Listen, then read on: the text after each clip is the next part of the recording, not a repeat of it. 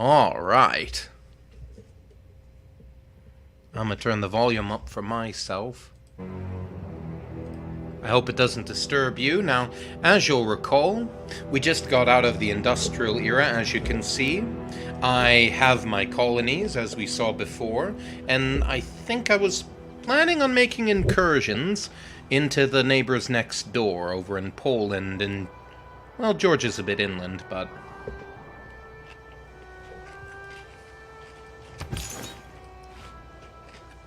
But of course we're not going to do this via revolution or by military, because this is Greater Kiev. This is not Russia. We are playing this like a civilized nation. A civilized nation that's currently eating its salad, if you'll please.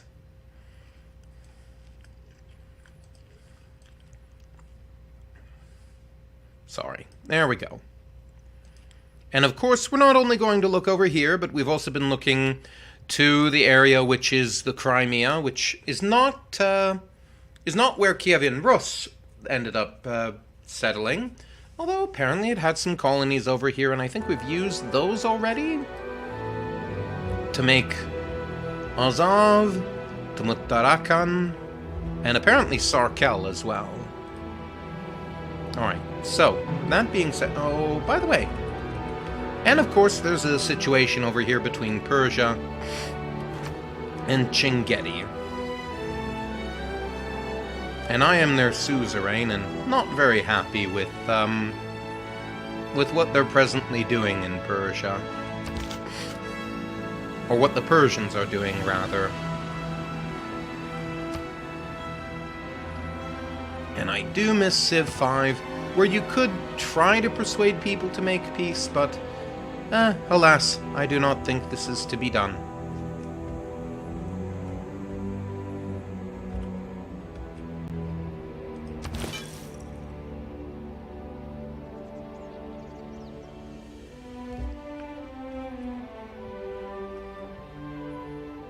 Where were we? We were converting provinces here.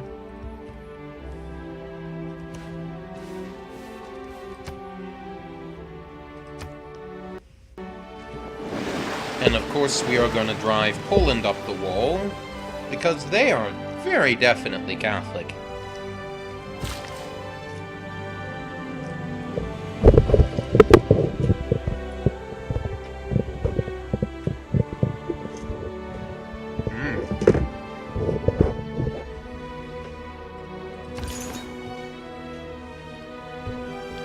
I'm gonna be honest with you.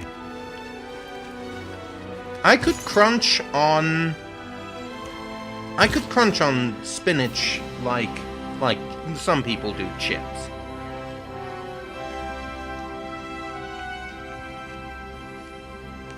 Even this lettuce is alright, even though lettuce does taste like it's out of the dirt. Which, well, it is. Nevertheless. Rainforest. Oh, is that what all this is? Not proper, beautiful, useful forest? Then again, I noticed even forest produces 2 food these days, which is interesting. Let's see. We are surrounded by barbarians.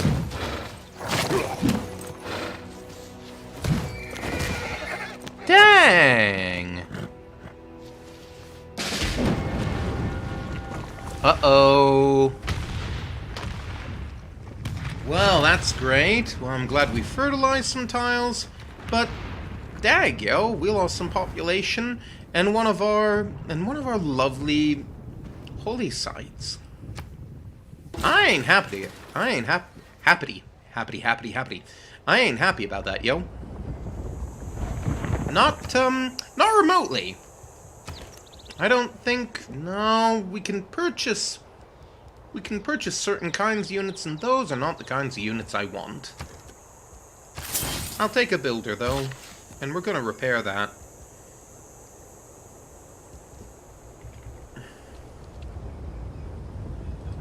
This Montezuma's Revenge tile. The Chichen Itza. I need to look something up quickly. To all rainforest tiles. So I can improve them. I might do that then, rather than chopping them up.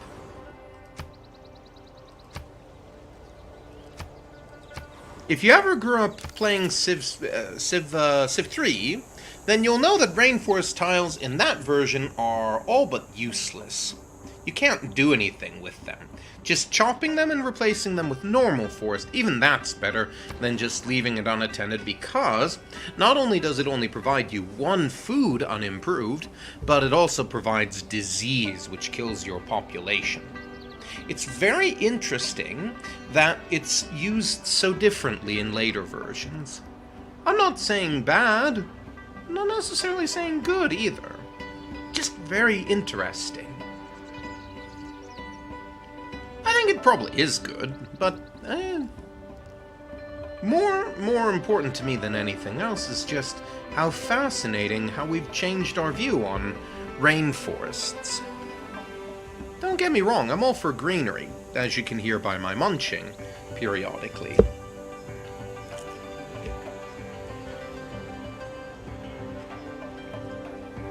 But more than that, do I really want diplomacy? I don't think I do. I don't think it serves any... I mean, maybe for colonial stuff, but aside from that, how's population doing? 5? We got plenty of space before we need houses.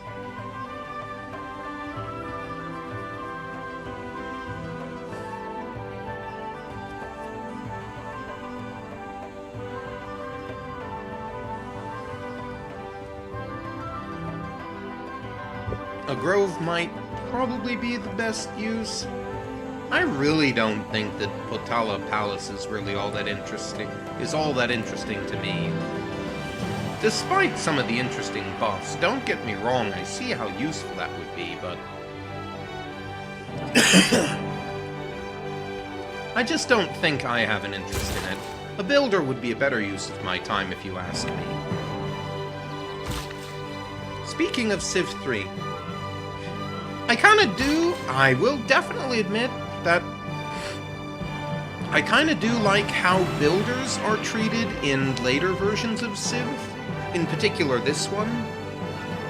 Because in this one, okay, in comparison with all other versions, workers are ageless units that last forever and never get to settle, and instead are perpetually used for the purpose of building improvements, which take amounts of time in order to build things. What if I bought them from Sarka? Yeah, no difference in price, but still useful.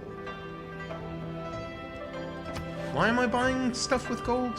I'm not entirely sure myself. Probably because I can outpace anybody and I don't think I can possibly lose at this point.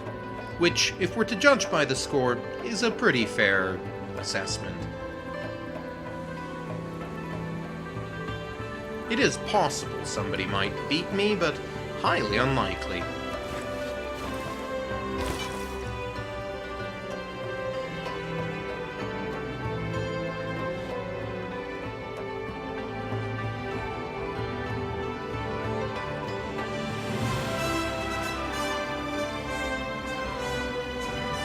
What should our next religious move be, though?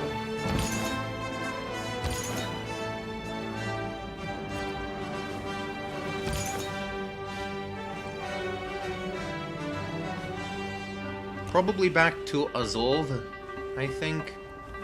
Why do they take these weird loops and all? This is so weird to me. Why do my units take all these weird loops and stuff?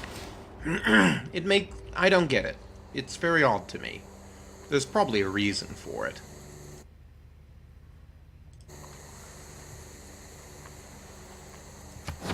For the moment, though, I'm inclined not to mind it, and instead to focus on other things. Actually, I've got to farm there, so... Maybe the... yeah, I think that's... in which case, this should not go there. It has more important work to do. But not up there. I think in Tmutarakan it will do better.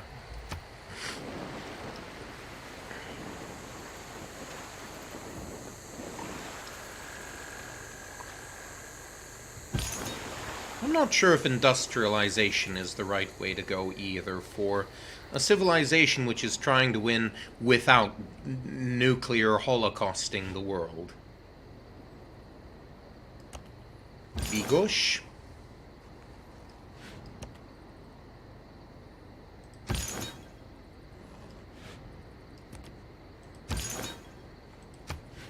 Anything else to do? No? Oh well. Orthodoxy is clearly going to rule the day, if you ask me.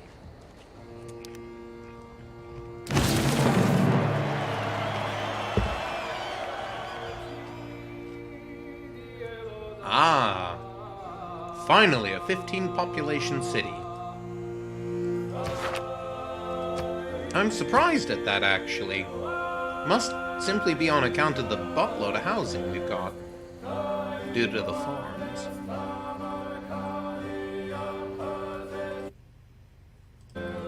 Sorry, I'm just checking the wavetable, which is kind of stupid, but...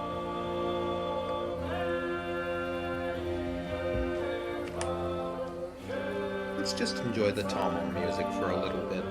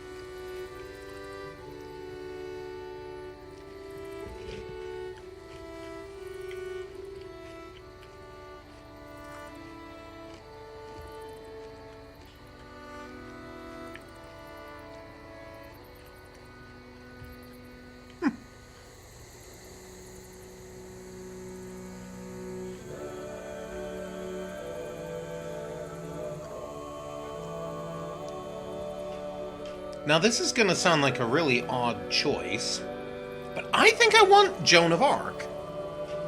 For this reason. Well, for that reason, of course. But for a different reason entirely. And I think you know what that reason will be. No, I don't mean war with Persia over Chingeti, although, now that I think about it, may be a good idea.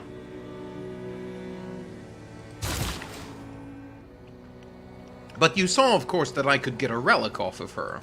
And being a religious city and all...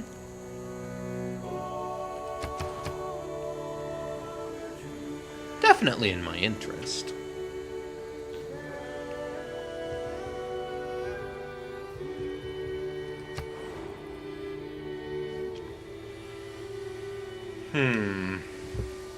And for some reason I now have a spy. Did I just get bored and make him? I must have.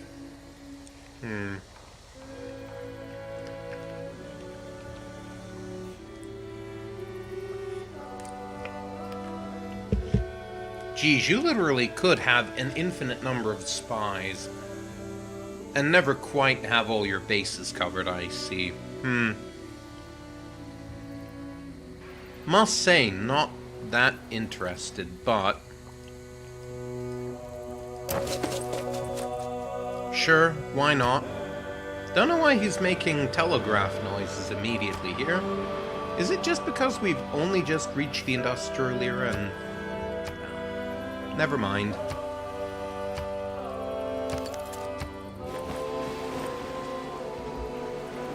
It's still early in the industrial era.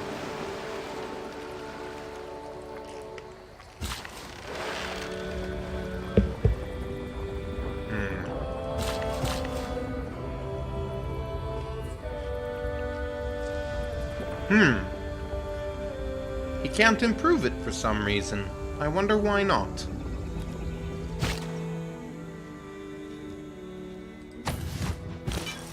Pity.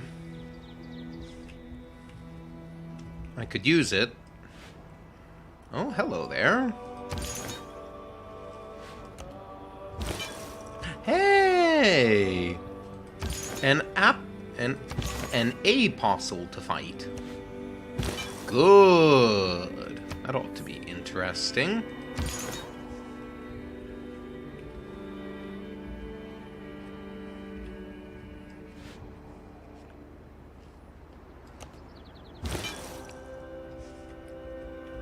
Where? You? Go up to Gdansk. Yes, you. Go there. Thank you.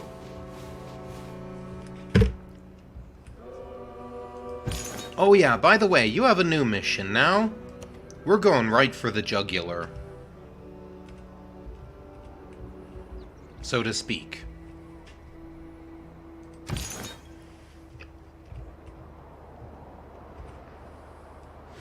Our units are not the fastest, but they are good at what they do. I really am curious as to why they're taking these roundabout ways.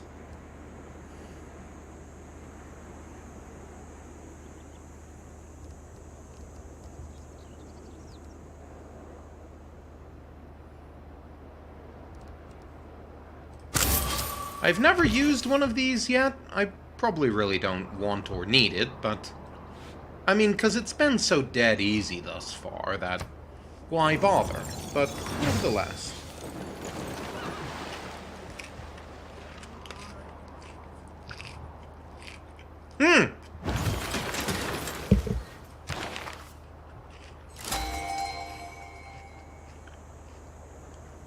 Nice!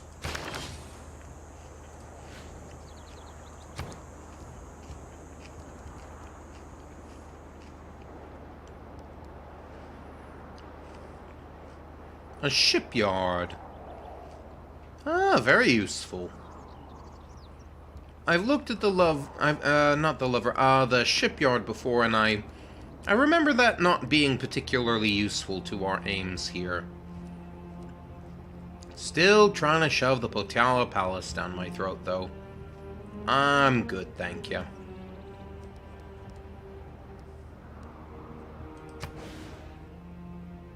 Oh, wait, yeah, what am I doing? Let's build the medieval walls, just to start. Wait, that's not the one I wanted. Shipyard.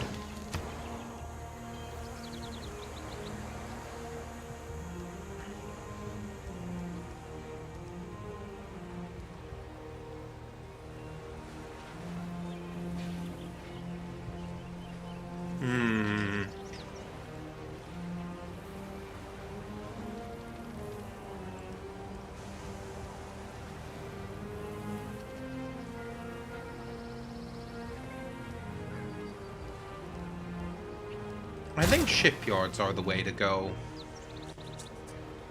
To get the building of things up.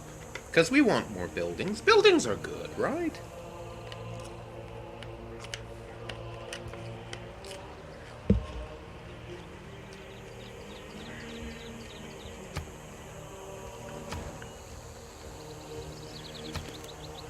Of course they are, but the kind of buildings that we want to build are the kind of buildings we can't yet build.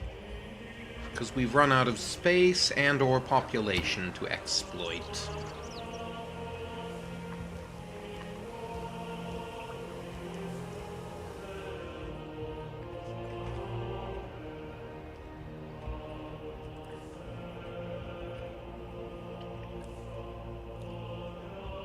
I think if we're going to try and build the Statue of Liberty anywhere, it should be on the colonial island, frankly.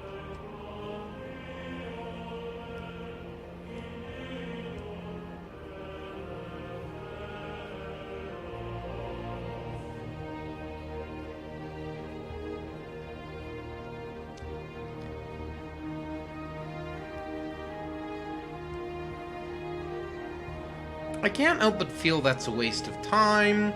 I can't help but feel that that's not something I'm interested either in.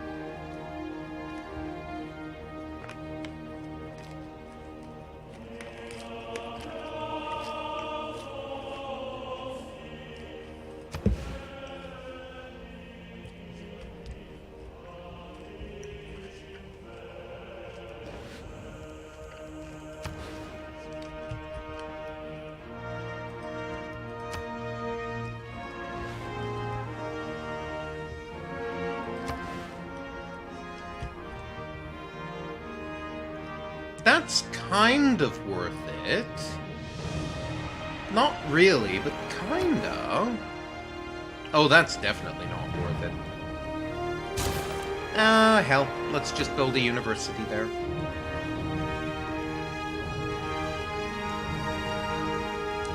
Let's build... Yes. Let's build a Lavra in Sarkel. I must have at least one here. Susceptible to flooding? Yes, but it's not so bad. Flooding there isn't so bad. Cleaning it out once in a while won't hurt.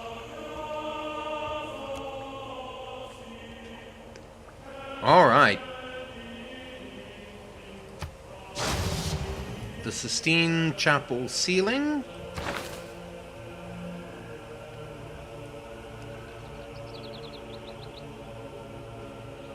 Can that be put anywhere?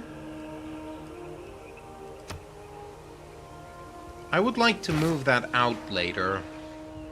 Into a church if possible. Still good. And you know what? It would be nice for once to just get a normal era. Since I've been getting golden eras this whole dang time, if you couldn't tell.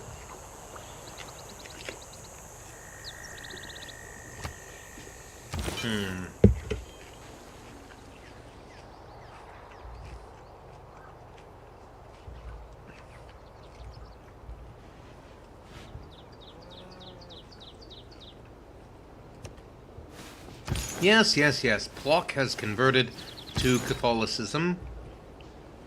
Where is your apostle, you coward? Get back here. I'm just gonna park over here by Poznan. Until you do something interesting. Okay, I can't build it there because reasons.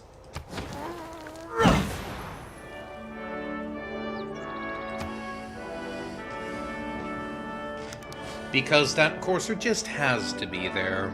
I think the human race made a big mistake at the beginning of the Industrial Revolution. We leaped for the mechanical things. People need the use of their hands to feel creative.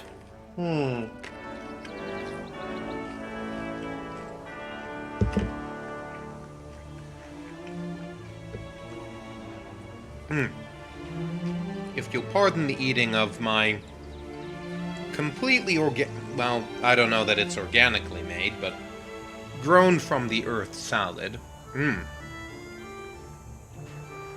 The salady salad of salading.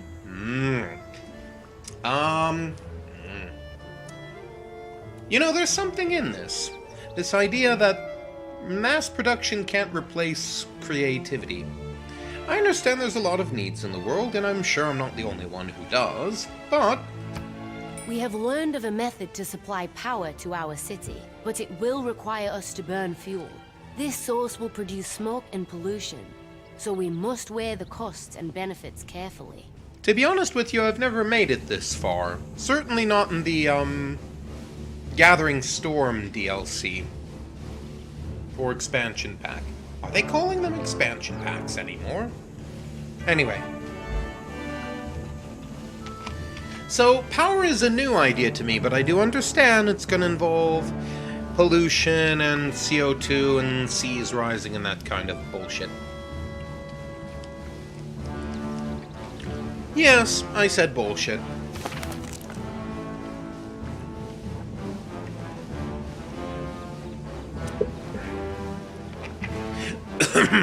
I'm tempted wanted to do a powerless challenge as well. Not because I'm a peacenik or anything, but because, well, I despise the mechanics of the game, and damn it, I'm not going to contribute to that.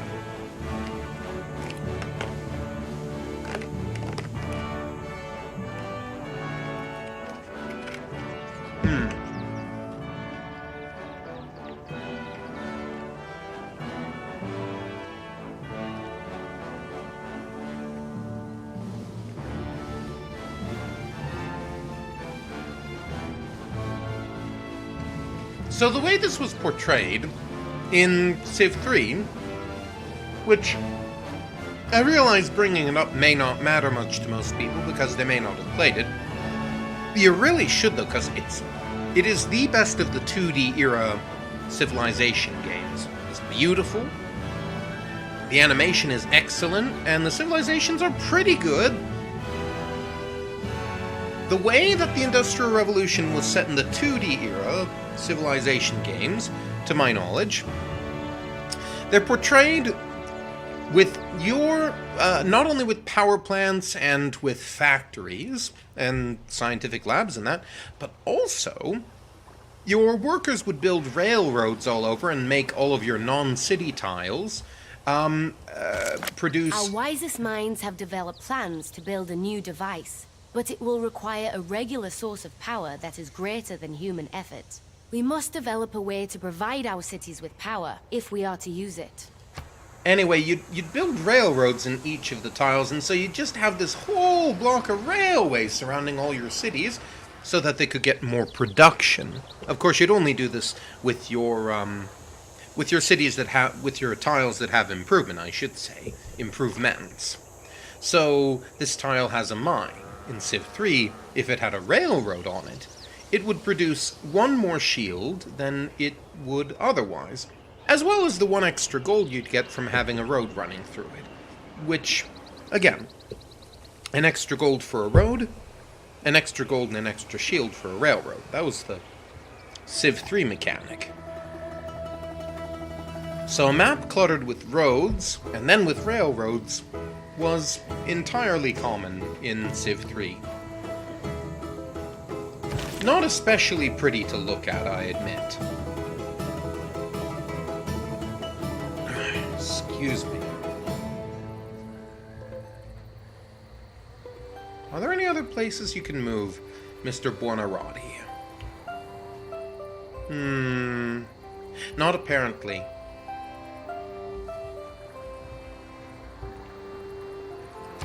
I think I should make that my next hunt.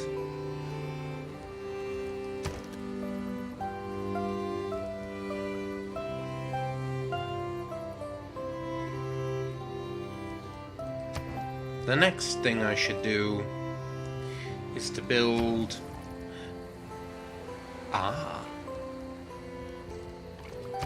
Can I Yes. I think that's worthwhile. Not only to use up Mr. Buonarroti, but also...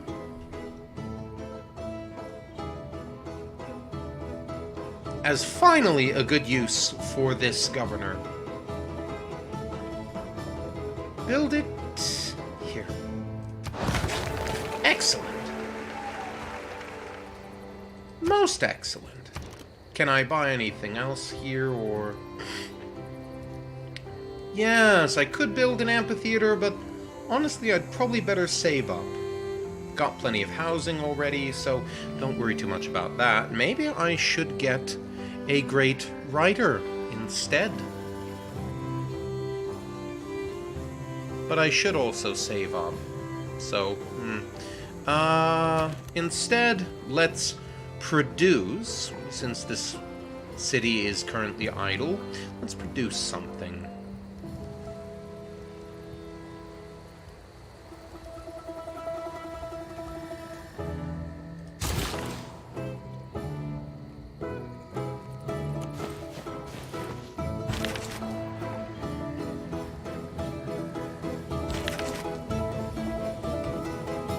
Yes. Go to the city, and then transfer to,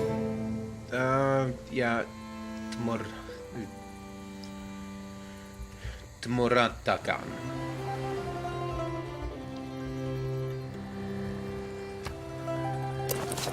Yes. Excellent.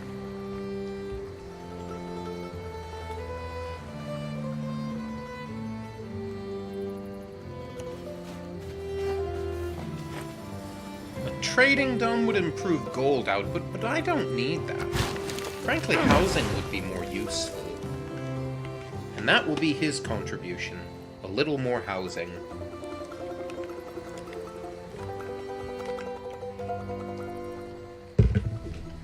I shall probably end up just bulldozing it and putting a district over it.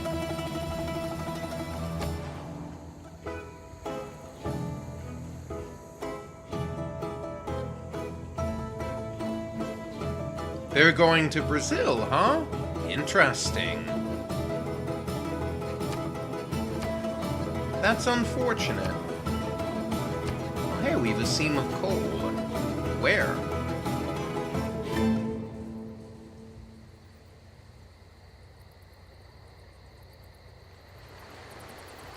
I'm not sure. Furthermore, I'm not sure I care. Should I care? Probably, but I don't. Nope. Nope, nope. Can't recruit a great rider yet. Pity. Oh well. I'm gonna wait on that great merchant. I'm not too keen on him. He seems alright, but not a must-have.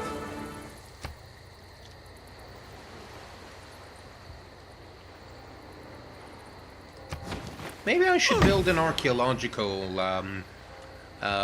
museum soon, so that I can get... Don't know why I'm pausing so much. I feel like the president. So that I can take advantage of these ancient ruins. But, as I say, there is more work to do yet.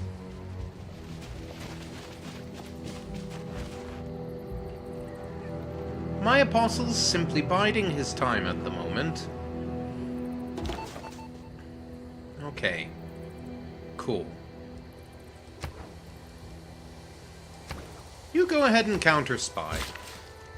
I don't know what else to do with you, because I honestly don't care too much. Go there for the moment.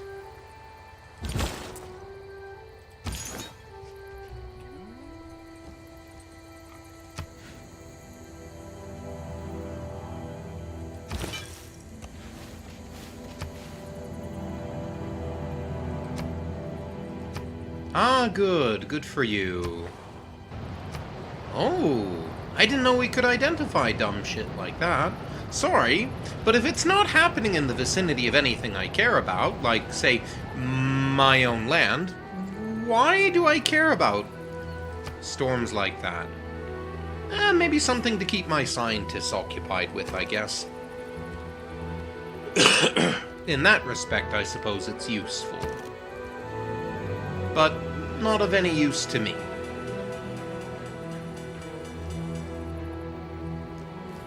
Oh, I have to repair it myself. I see.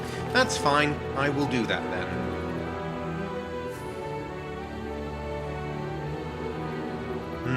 That was a good salad.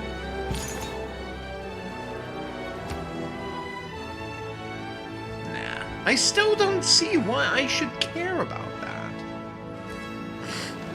I am kind of surprised warrior monks can't actually do anything against my missionaries and apostles.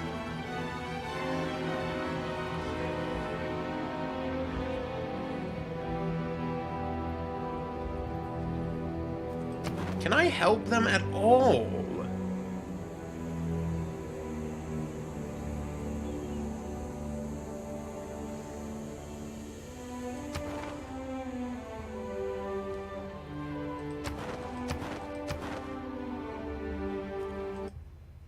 I'm going to look briefly, because that's really irritating me.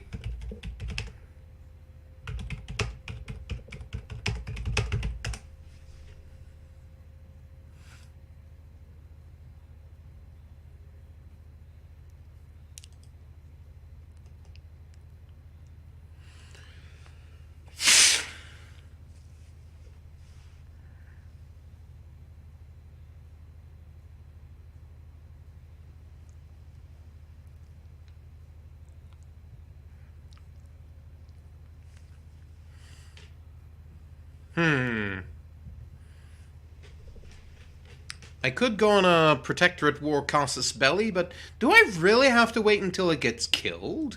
Oh wait, no, I remember why I can't do this. It's because I'm presently in an alliance with them. Well, feck, that's unfortunate.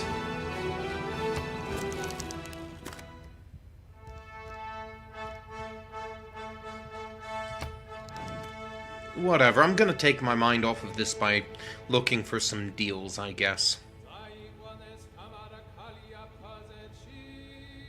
I don't know what else to do.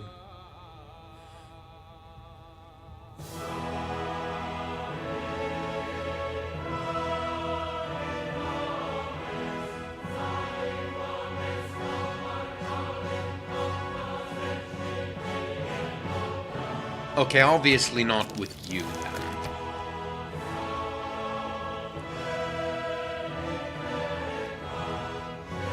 Let's talk with Pedro a bit. I don't think we'll make any real interesting... Yeah, no, you're still sour. You're still really sour, bro.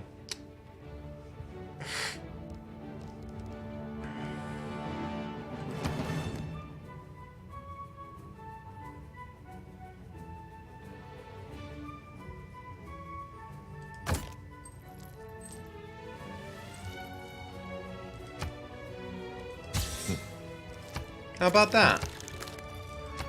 Come on, bro. Please. I don't hate you.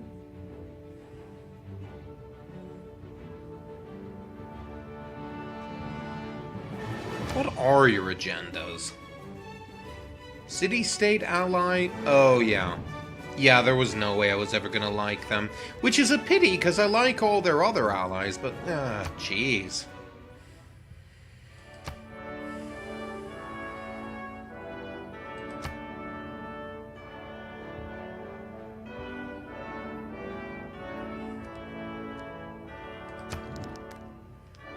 I remember playing with, against the Swedish, queen? I believe it was a queen. And I like how she actually... Okay, the Swedish queen is interesting because if she doesn't care much about you, she'll just look at her book. You've probably seen it, and if you haven't, you should. It's funny. But if she likes you, she'll turn away from her book for a bit.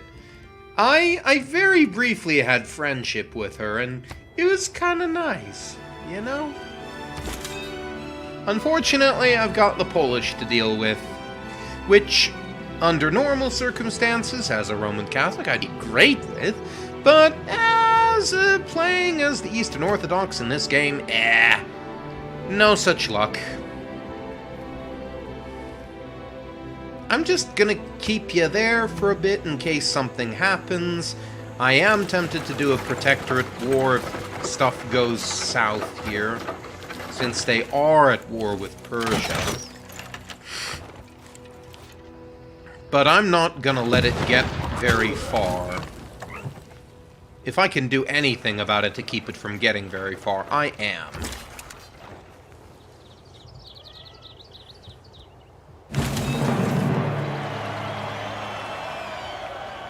Destroying rainforest for economic gain is like burning a Renaissance painting to cook a meal.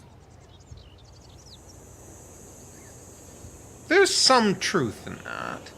I mean, there's some truth in every viewpoint. No matter how objectionable I may find it, there is truth that is worth keeping. There's something good in every position that everybody values.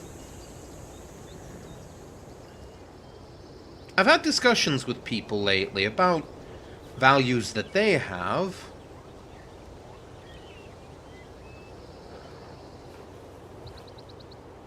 And by discussing these values, I've attempted to try and show goodwill on my part. Resource management. All improved aluminium and oil resources yield yet more per turn. I'm good. How about governments? Are we any closer to... yeah. I have to choose between one of these stupid things. Gah.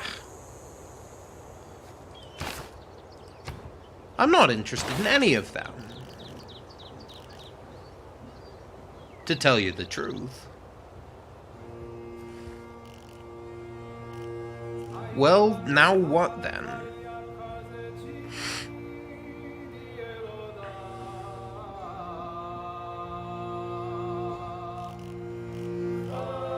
So I've got conservationism, which is great. Cultural heritage, maybe? You know what? Yeah, let's go ahead and exhaust all of these. Oh yeah, actually, yes. Yes, I think so. It's the next best one we've got, and plus it'll keep that guy occupied. It'll keep the civics researchers occupied.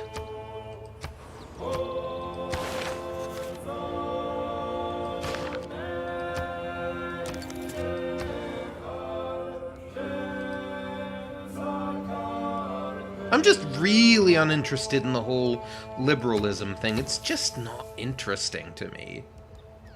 I'm sure there are good points in it, but... Well, I know there are, but... I mean, I've grown up in a liberal country, but... I think it absorbs way too freaking much of our time, honestly. There are many, many far more important things to me than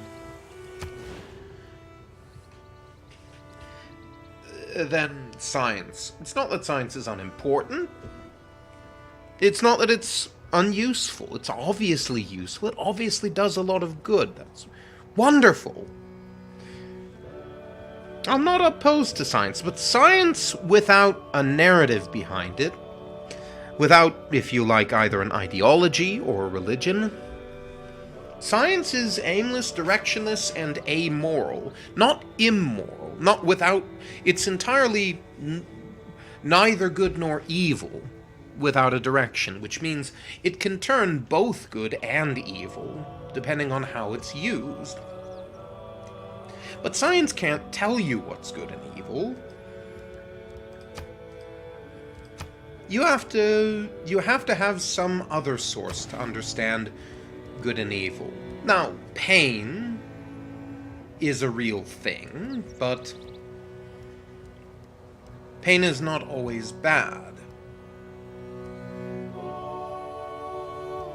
We know this because we give ourselves shots when there is some plague that we're trying to avoid, as some people got the Moderna or the Pfizer or the whatever shot for COVID.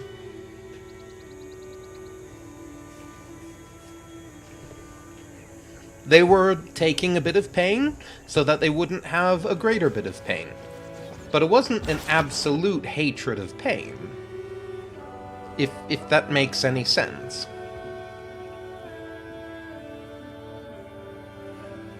And maybe it doesn't.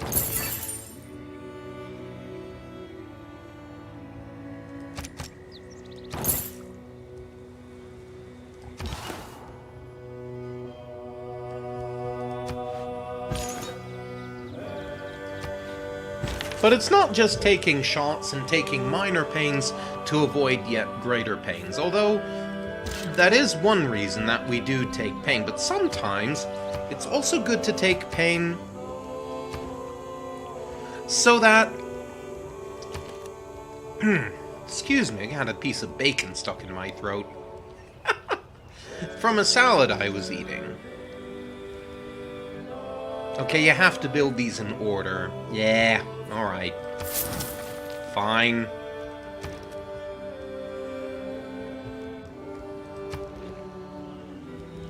So we'll build the amphitheater, and we will not choose any new civics, because what we got now is fine.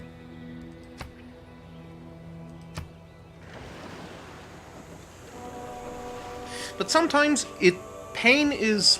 Okay, and of course there are some people who derive pleasure from pain. I have no opinion on that. Except that sadism inflicted upon others is a sin. It is a sin to derive pleasure from inflicting pain upon others. That's called cruelty, or perhaps callousness. But finding pleasure and pain for yourself, while not exactly an adaptive Widzę, iż mądrość boską znalazłeś i dzielisz się nią ze światem. Radam. Radam. Thank you.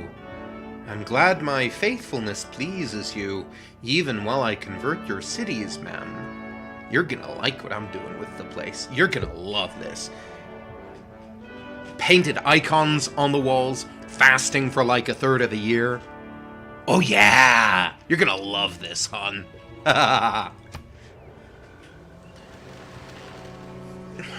Okay, yeah, to try and get back on top, the real reason that pain is of any interest to Christians is because when you take pains for something that you love...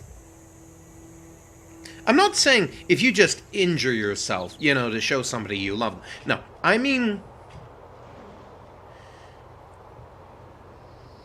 in order to try and bring someone, or if you like, something that you love, closer to being better than it is, you give up something that you'd otherwise like a healthy... What the hell is going on with my pit?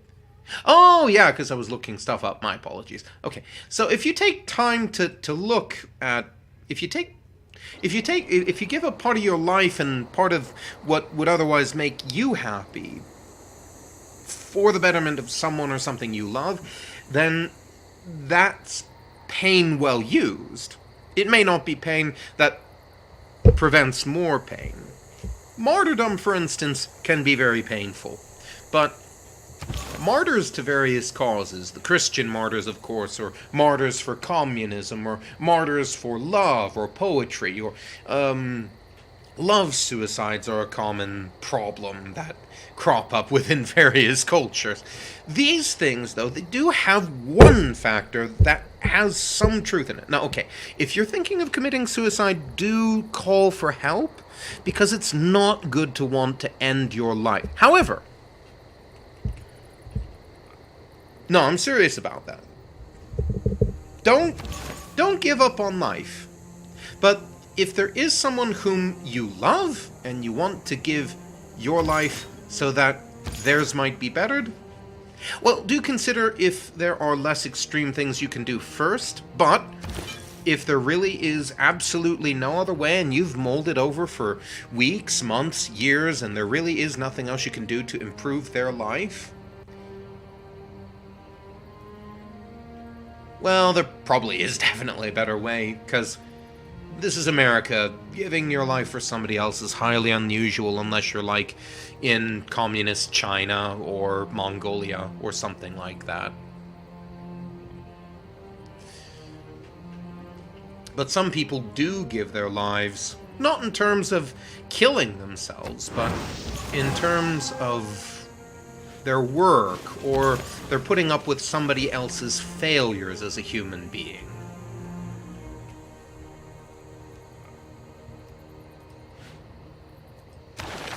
That's a kind of martyrdom, and a very good kind. A kind for which I, as a Christian, have great sympathy.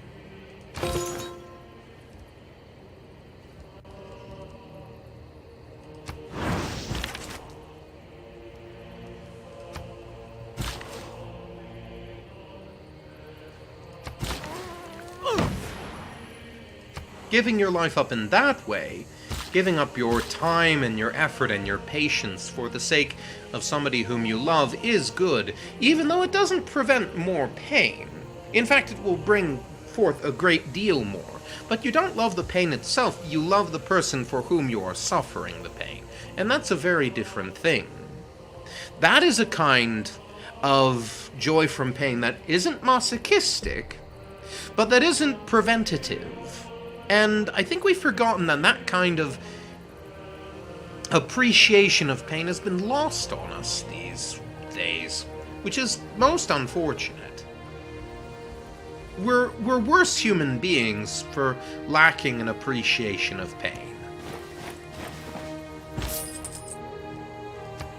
Okay, what, must be on a completed commercial hub.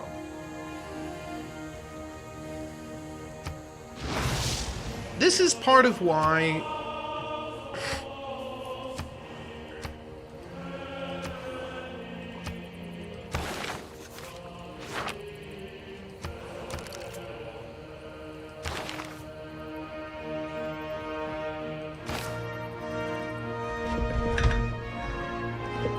But see, this is part of why Christianity insists on things like fast days and on giving up things for Lent and that sort of thing. If you actually get into the program of what Christianity is about, it makes sense to want to do that, because you want to give your time up on yourself for the sake of caring for something greater than yourself. Not because God needs our appreciation, Lord, no. No. But because we love God, and that's more important. That love of God is the thing He's trying to cultivate in us. Why cultivate a love for God if He doesn't need it? Good question. Well, one classical answer is because ultimately, in some sense, is the only thing that's going to prevail. Everything else dies. Everyone else dies. No movement lasts forever. Some people say that's a very good reason, therefore, to enjoy what you have while you can. I can see the argument for that. That's not beyond me to understand.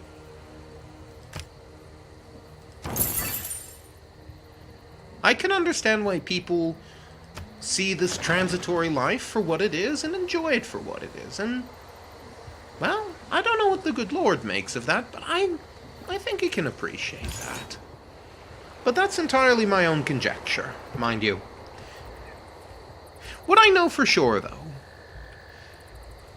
is that God, He does exist, and on account of what He is, as a matter of definition, I would need to reread exactly how to defend it, or more precisely how to give an adequate explanation of what we believe, but suffice to say, because everything is transitory, and we know this in our culture, we know and believe that everything is transitory.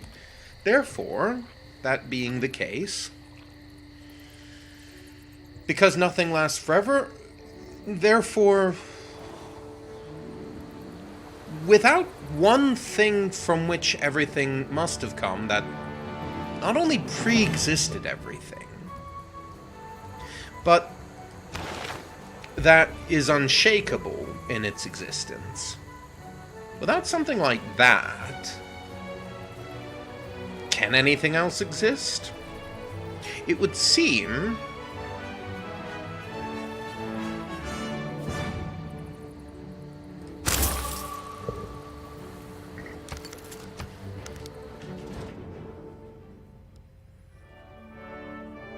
she doesn't like the way I govern my people. Doesn't approve of theocracies, I wonder?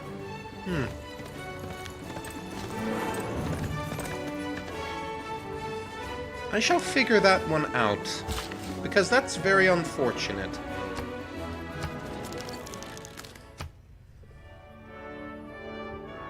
Unknown reason.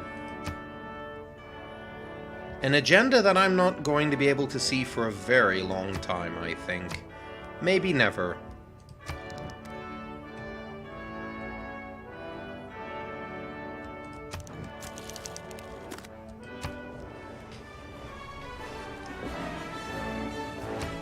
if you look up the classical ways of understanding what God is, you'll kind of get a sense of the Christian understanding of God. God is not just the biggest thing in the universe. It's something more like he is the living canvas upon which the universe is painted. And that canvas, on account of the temporal properties of everything else, must be eternal for the rest of temporal things to exist.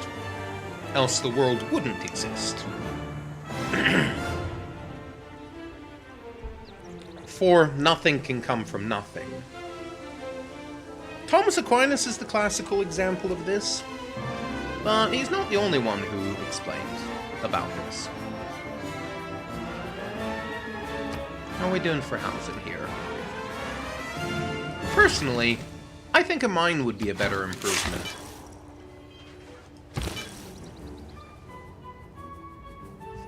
Catholicism is very strong up in these parts. This must be their holy city or something.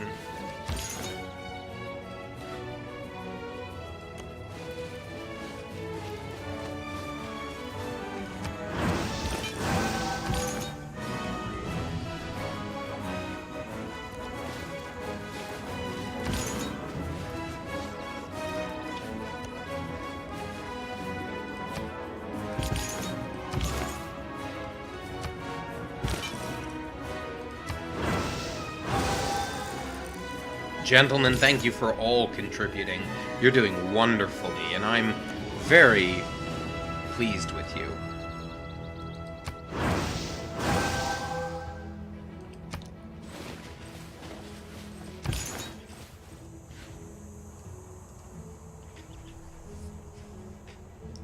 Thomas's 5 ways are a good way to begin. It is good that our relationship is built on strength of knowing other people's secrets. Ah, you're an old babushka. You like gossiping like the old babushkas in the village. You are Russian a bit. And I am Kievian Rus. I am the best Rus. Kievian Rus. The Rus from which all other Russians can... Yes! Krakow, once the cradle of Catholicism, has the faithful flock to the temples of Orthodoxy. Oh, yes. Nice. And they get to keep their synagogues, too, which I'm very happy about. That's excellent. I think they should keep them. Nice. Nice. Why are you taking these roundabout routes, man? Very weird.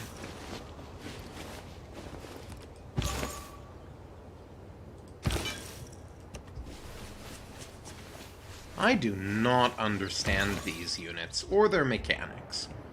It's very strange to me. Okay, Mike, step aside for a second so that we can have Mary Shelley in here. Thank you. Just stand aside a bit. Yeah. Shut up.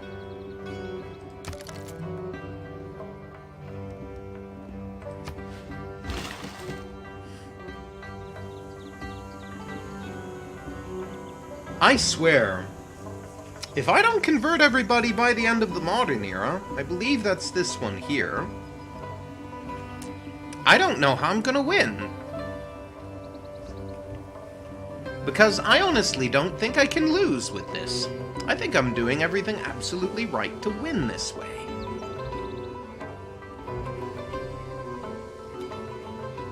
And I would be very, very surprised if I lost. I could plant woods, but I think some farms are in order. After all, everybody knows that Ukraine has very spacious tracts of land. No, I screwed it up. Everybody knows that Russia... Bleh. Everybody knows that Ukraine has very large tracts of land. If you didn't,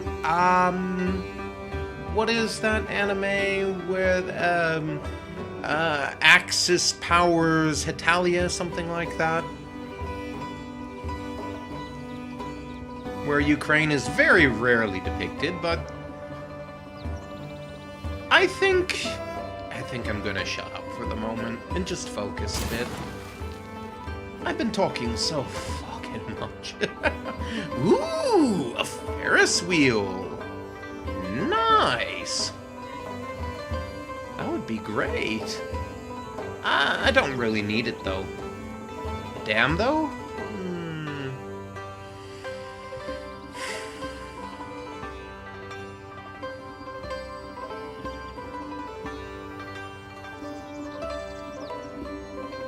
It would increase the housing, but it would take a while to build. Is there any place worth building on? Yeah, homes will be lost if that happens. I don't think I want to do that to my people.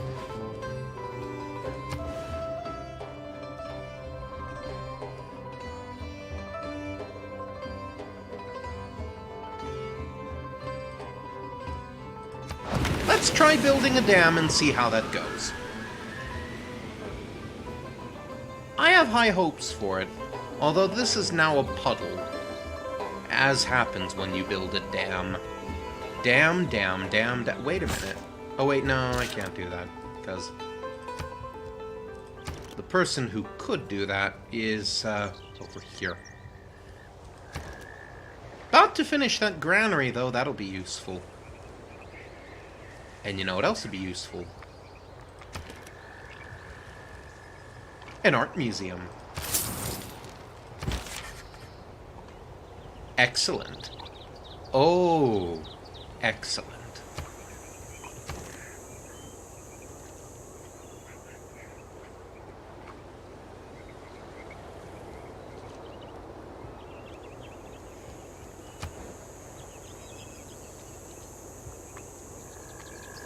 And again, okay, I lost sight of something here that I was intending to do.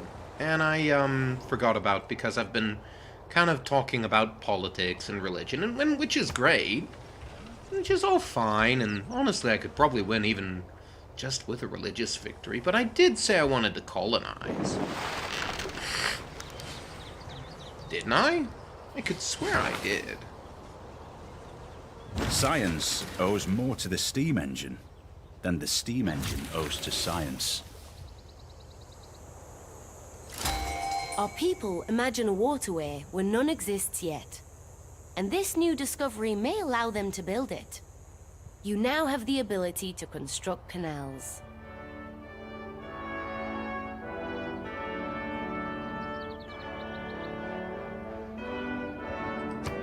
A railroad is an expensive undertaking, but it will boost our trade power and the speed of our units along its line. We should consider where to build these. Military engineers will be required,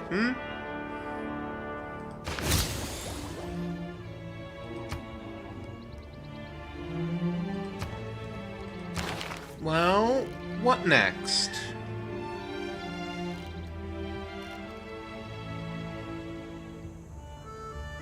Well, I will need to build some military engineers, so alright. I'm amazed with how very little natural disasters have affected me. Except for that mosque, of course.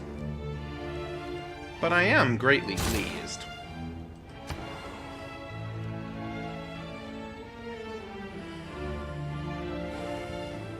Mutarakan, shall I build a canal here?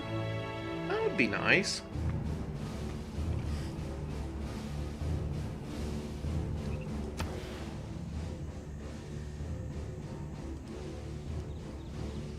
I think that will be worth it. And then I can get some trade going and try and trade with Lahore. I think that's a good idea. I could be wrong, but I think it is.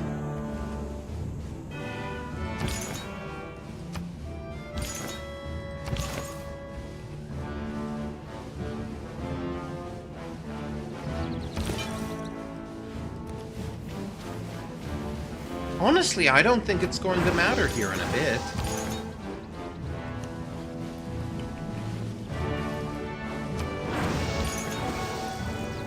Maybe I'm only fooling myself, however.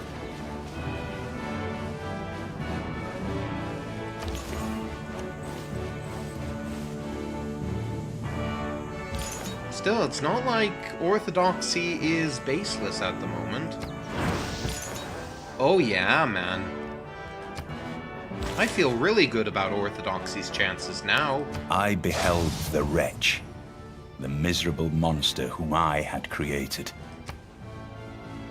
Cultural heritage will be my second way of winning this thing.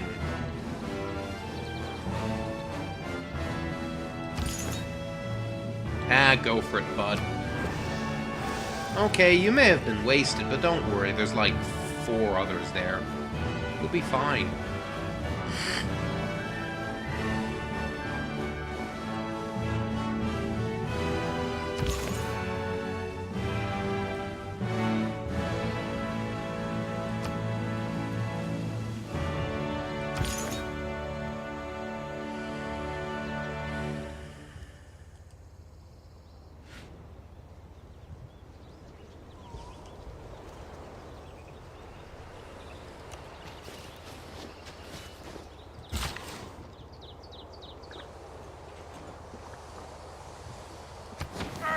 Truly been an alright game, though.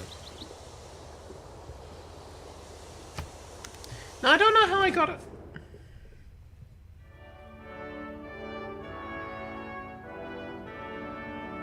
Evil cannot stay hidden for long. God will always bring it to light. This is true. This is why I'm bringing you to the one true faith. Which in this game is Catholicism. I mean, well, in every game it's Catholicism because in real life it is, but I'm getting ahead of myself.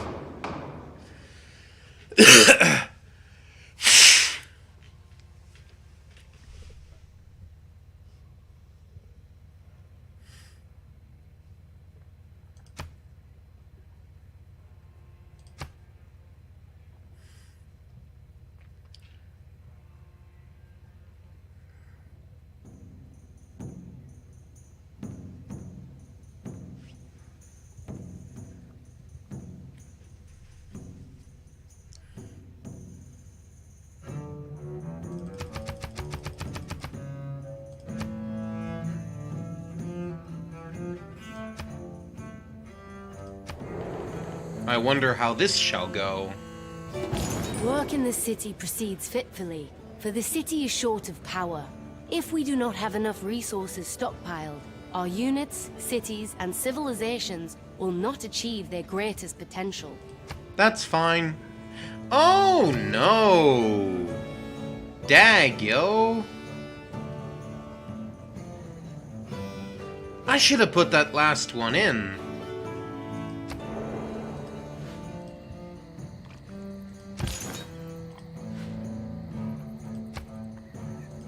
You are so doomed, bud.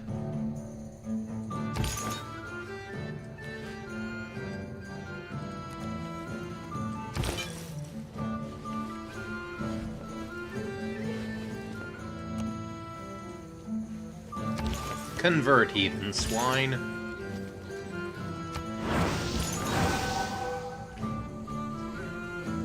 I'm probably sure you're a fine guy, but, yeah, too little too late, bud.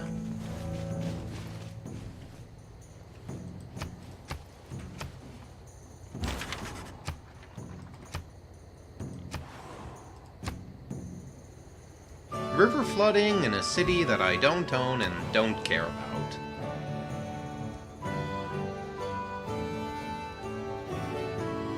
No, I'm not gonna burn coal. That's just not my thing. An aqueduct. That might be useful. Oh wait, no, I've got tons of housing. I have no need for an aqueduct. A sanctuary would be good, though. More gold, more science. Let's get it all coming, babe. Alright. And as if that weren't enough, I've got gold to buy Enchurny, and Timply, and enough Faith to build an apostle, but also a Musk. Oh, and a naturalist. Ooh. Does it have to be bought with faith, or can I just... Ooh, interesting.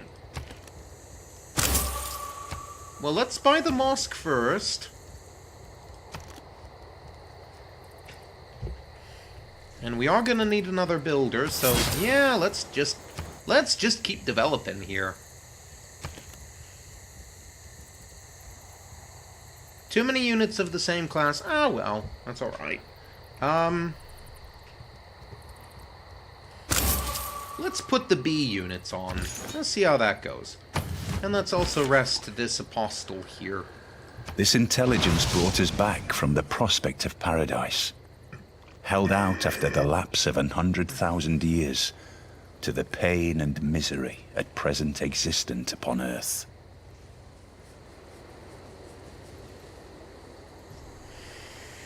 That's a shame. I was actually listening to a canticle for Leibowitz, which is about a story about men who've forgotten about the hope for heaven. Well, it's about more than that. It's a book about human civilization after the Third World War, specifically that which emanates from a certain monastery of Saint Isaac Edward Leibowitz, who himself was a nuclear physicist who was involved in building the nuclear bomb that, or one of them, that brought about mutually assured destruction upon the world in the year 1983. Mind you, this was the adaptation done by NPR, National Public Radio. Still worth a listen. Highly worth a listen. It's a good series about how knowledge is precious, but that it doesn't give wisdom by itself, and you still have to desire and aim for wisdom, or else you'll have power that you don't know what to do with, and will probably end up destroying yourself and others. It takes place across 3 strophes. One is about 500 years after the fall of civilization, so kind of like the Dark Ages. The next strophe is about a time sort of like the High Middle Ages / Renaissance. Guns have made a comeback, and it's only been 1,000 years. So it's kind of like Civ 3, actually, as a matter of fact. Because you know how quickly we get guns. Yeah, if you ever play Civ 3, you'll notice things advance a lot quicker than you'd normally expect. Anyway, so the second strophe is kind of about the conflict between religion and state, kind of like it is in modern times, but not in the way you'd think. Because, of course, the brothers of Isaac Edward Leibowitz are descended from a scientist. A Jew turned Catholic, mind you, but nevertheless a scientist. And then the third strophe is this abbey in a modern-esque world. The world's within 1,500 years developed not just cars, but robot cars. It's developed Google Translate, except that it works. Except that the hardware doesn't seem to for some reason. And the internet doesn't exist, which is really fascinating. And yet messaging does. Okay. But the world is on the brink of war again. You can probably guess how that turns out. But it's worth a read just on its own for the themes that Walter J. Miller discusses himself.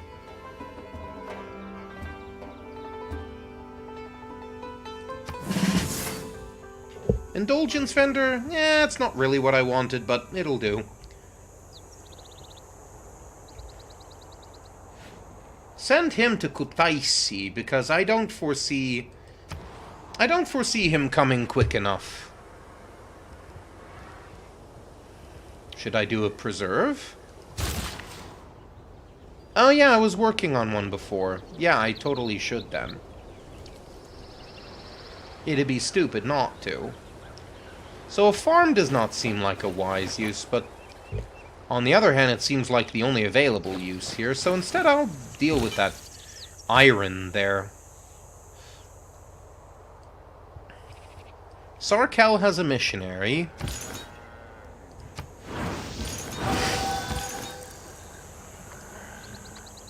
Where's the... Ah! Let's get him!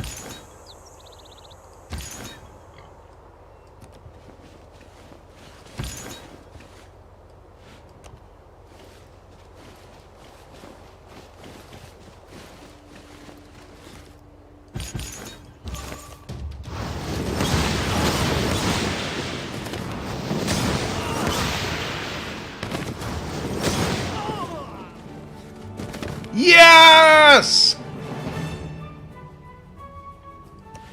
Ho ho! That religious victory is imminent. Pedro's built... Okay, good. I'm happy for you, my friend. You're not gonna win, but I am happy for you. I could be speaking far too quickly, of course, but... I think it's pretty likely that I'm gonna win. Very, very soon. This Pikmin here can just sit there and make himself useful there. How are you doing, Basil? It's been a while. Populous.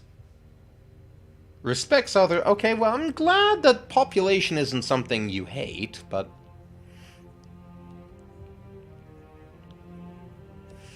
You're not gonna like the fact that I'm going for naturalists, bud. That's a pity. Incense. You only want that? Okay, fine.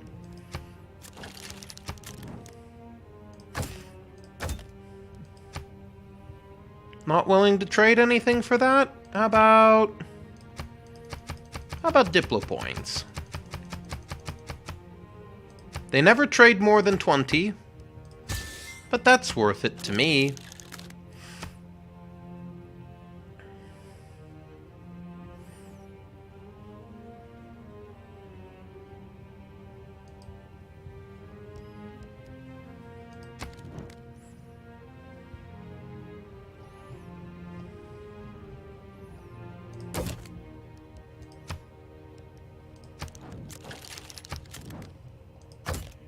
I'll just give this to him.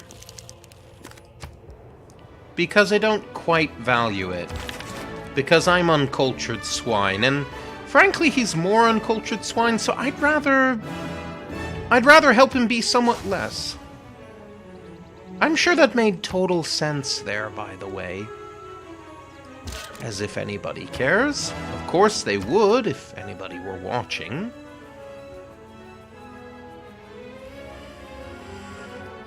How's that canal coming? 36 turns? Oh boy, this is gonna be a while. I wonder if another builder is in order. I wonder if I could just buy that canal. Probably not, but wait. I could buy it for 1,700 gold if I were so inclined. I'm not so sure that I am, but... might not be bad. Once one of my trade routes completes.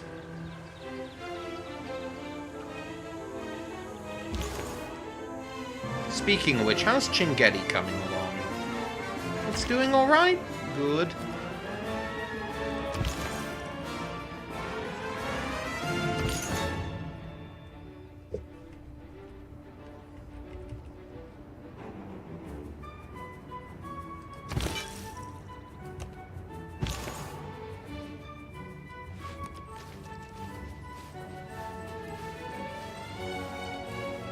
Well, Catholicism in this world is completely dead, as far as I can tell. Time to move on.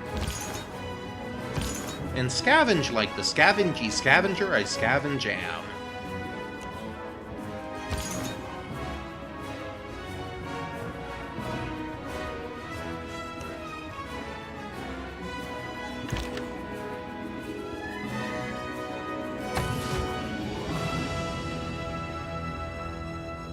It's been a good game, but honestly, I kind of get bored when it starts to get, I kind of, yeah. You know what I mean? You kind of get bored when things start going good and you're just playing cleanup at a certain point. There are no questions left. You know everything. You know you're gonna win. 'Cause you're just that good. And there's a dust storm.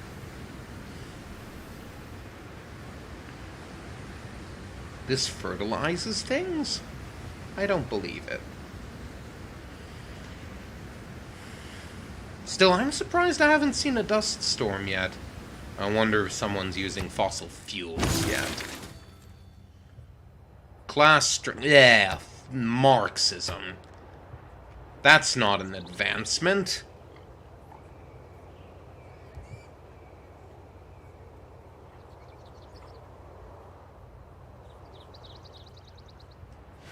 Marxism is not an advancement for anybody.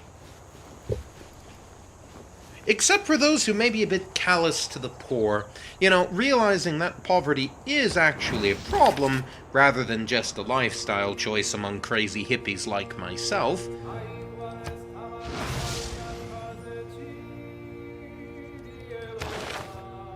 Don't get me wrong, I have no problem with poverty myself, but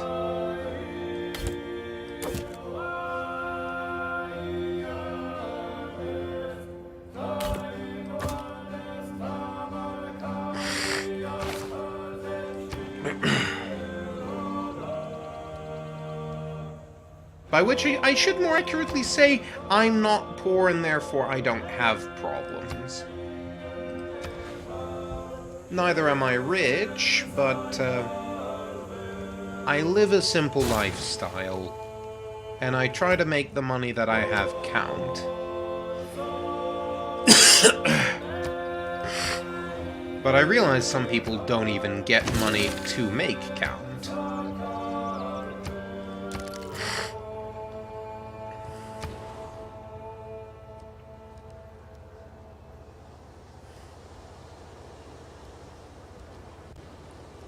But protesting so that you can take other people's power is understandable, and yet I make a subtle distinction.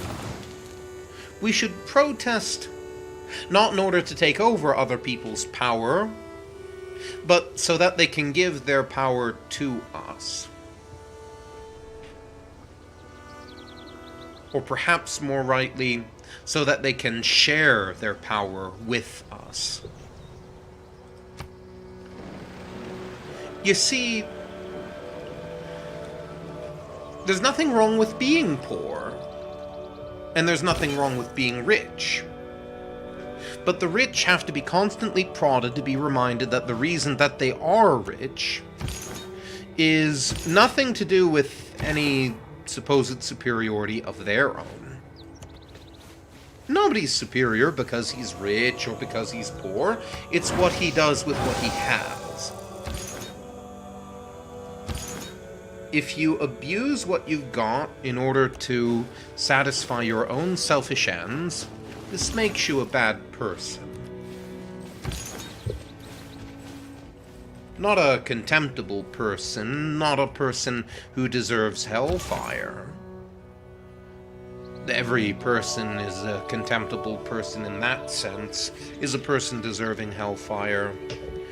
Not on account of specific instances of selfishness, but on account of a general pattern of being just kind of selfish bastards from the day we're born. That's just how we are since the fall.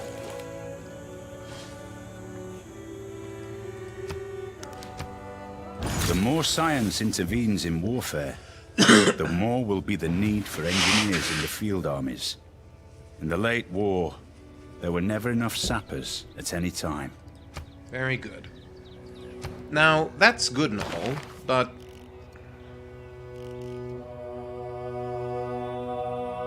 I'll need somebody to bring me back to speed exactly what I was thinking of, because I don't recall anymore. Okay, oil power... Can we get better kinds of power, perhaps? Research lab, mountain tunnel, replaceable parts... I want to find... It might just be a cultural thing, honestly. Wouldn't surprise me. Synthetic parts... I don't know. I'm looking for renewable sources of energy, and that may simply not be available at this point. Pity. I'm surprised I've gotten this far without metal casting. That really is interesting to me.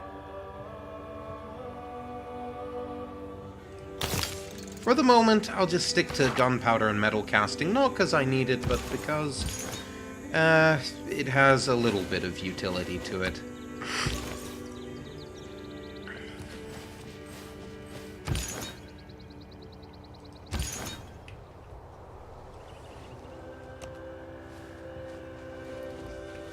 There seems to be some poles around here. I wonder if I might have missed... Especially considering there is something pressuring orthodoxy here.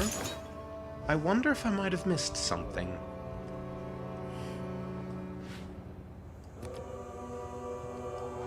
I don't really need more gold, but it would be nice to have.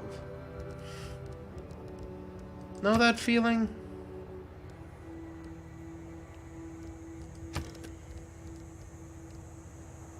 I'm not sure I do, but it must be purchased with faith. That's very telling.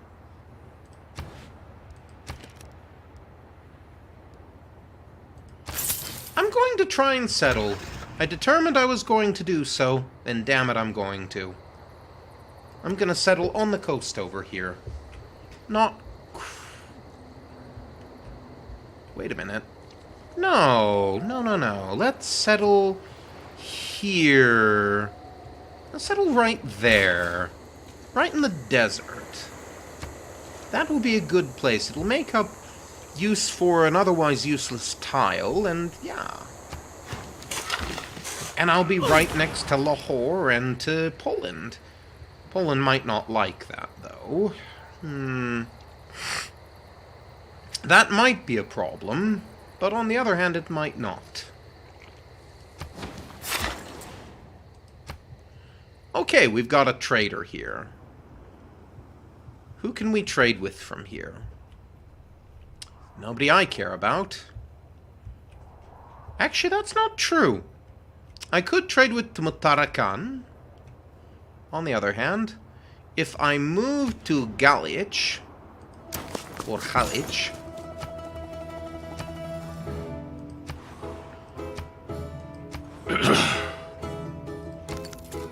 if I move to Galich, then I would be able to maybe trade with Lahore. We'd have to see. I hope so. It'd be highly useful. You know what else would be useful? An entertainment complex or a water park.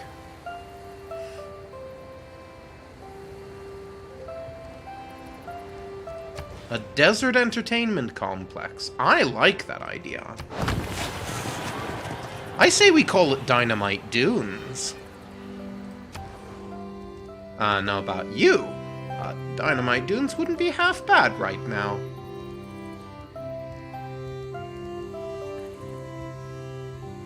Sarko's doing well for housing and amenities. We don't need either. What do we need then?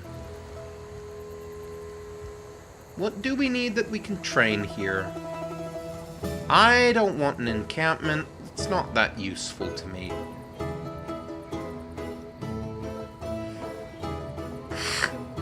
A harbor, perhaps?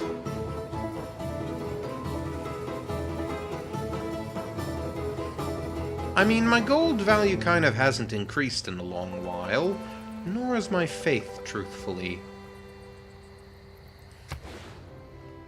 There really aren't any good places to establish a preserve.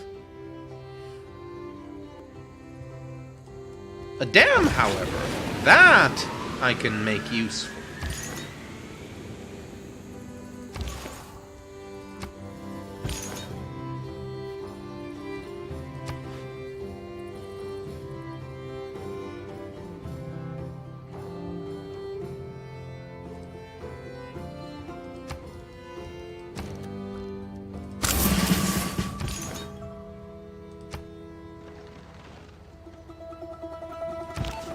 Yeah, no, it's just been a good game. I've gotten another 100 or so score.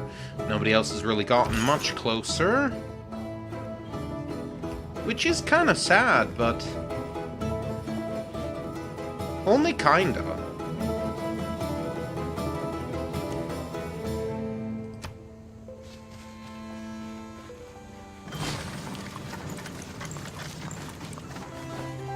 Plus, what's Georgia gonna do to me? Fight me? Yeah.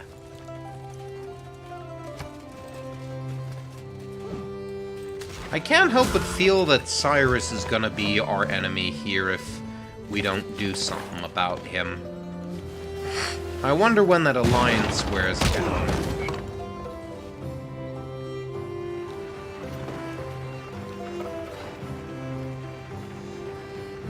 And I wonder if I should make some troops to oppose him. Not, again, that I want to.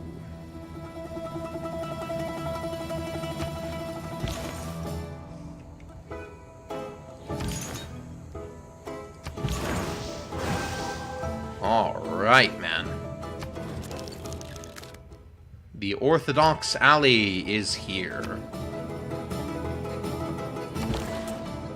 Ah, go away. I'm doing something here. Bigusht. Hey! Nice! I can trade across the sea. I don't believe it. That's excellent. Sadly, it doesn't go through our canal, but that's okay. Actually, let's go to Tumutarakan instead.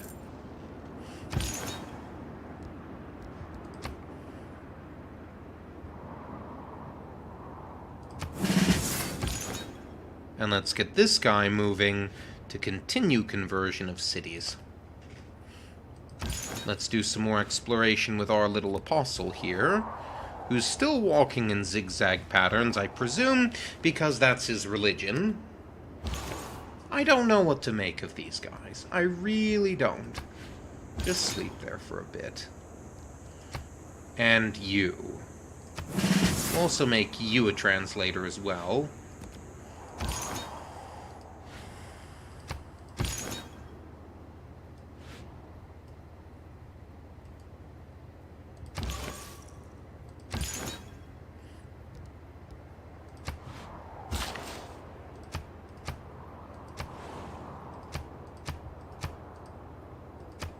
Chemistry boosted. Lines with Cyrus increase. I wonder if I can cancel it.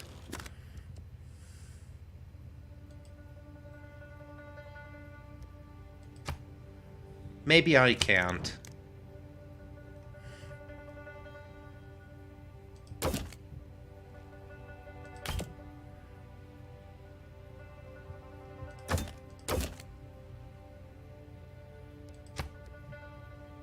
Is that all?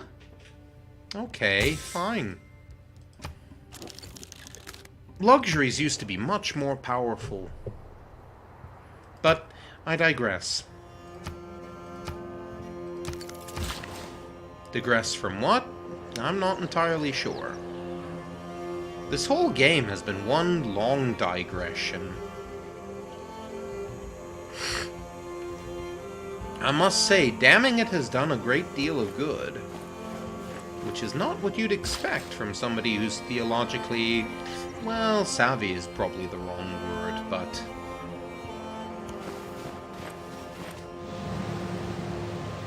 Theologically vaguely aware just kind of doesn't roll off the tongue.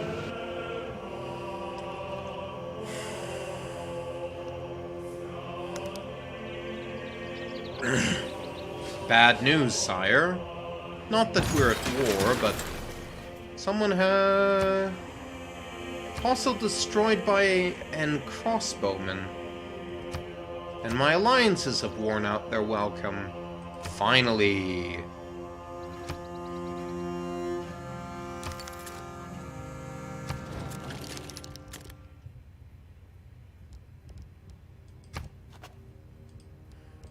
Why not, bud? Come on.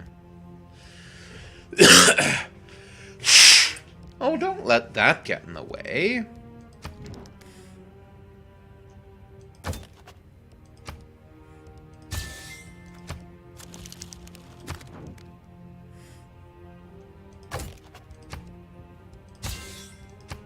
Okay, that's fine.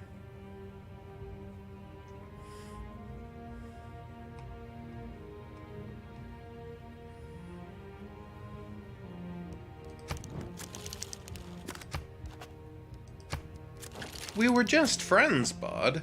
Come on. I'm not actually interested in declaring a war on you.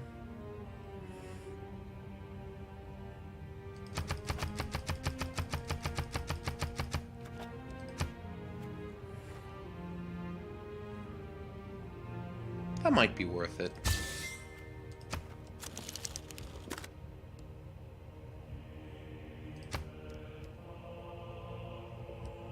We just have to do something about those grievances. Maybe nothing at all. Maybe we just have to wait for it, because I don't think it's gonna go away.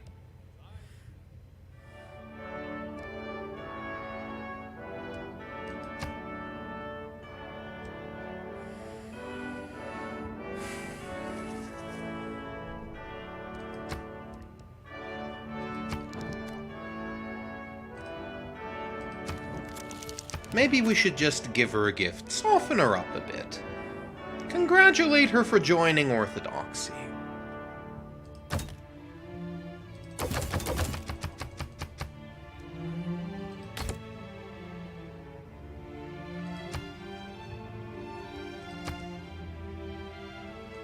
She's not even willing to take a gift.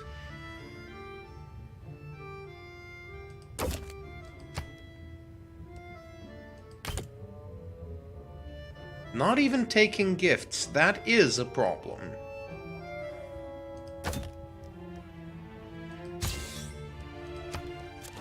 I'll give her that.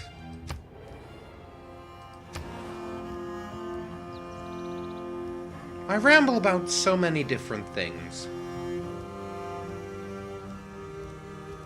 But I must say, this game has been very much not on my mind lately.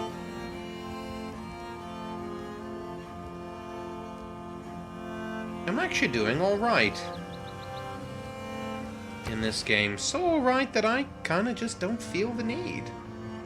Don't know why. Still, industrial zones are gonna keep making things interesting.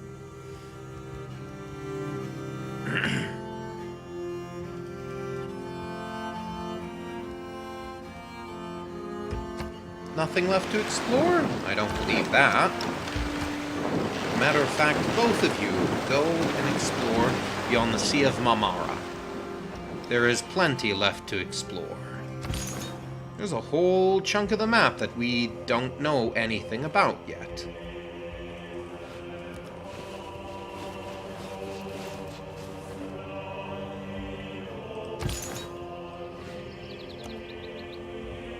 One other thing, though. We can't just throw apostles there.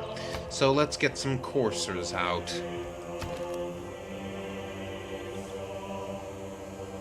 Too many units of the same sort. So I'm gonna have to move the pikemen temporarily.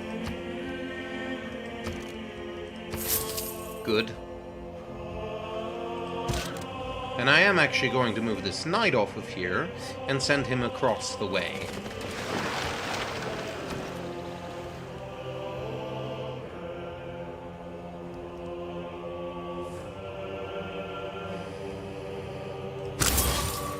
build a man-at-arms and send him away for a bit.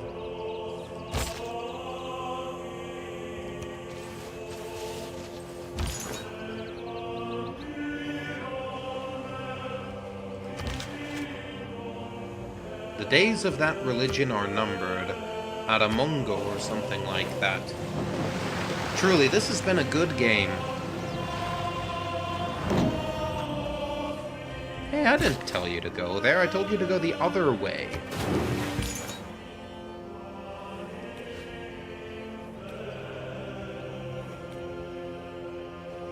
I say we head towards civilization, not away from it. Speaking of which, ooh, if I were interested in archaeologists, that would be great.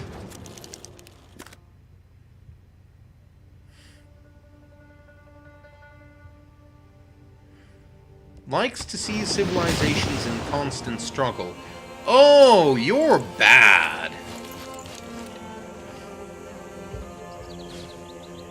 You're the kind that I want to fight. Or rather, fight.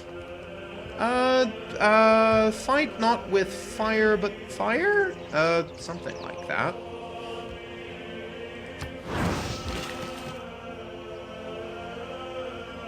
Not exactly. Okay. You're the kind of civilization I'm fighting with culture and with religion, and I'm glad I've converted you so that war is less of an. And they've got pike and shot to get you the fuck out of there. Perfect. Yes, this is just what I wanted. Good. Now I can retire her and create a relic. The Philosopher's Stone. What kind of a weird relic is that? Well, you're going there. And we're actually gonna bring all our relics back over here.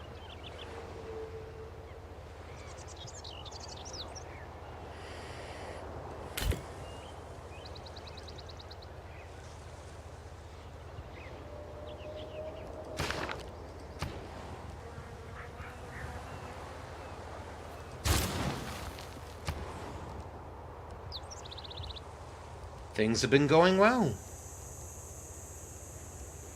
The world being such as it is in real life, I'm glad this world has been doing well, despite my lack of any military intervention. It's a good dream that we have here.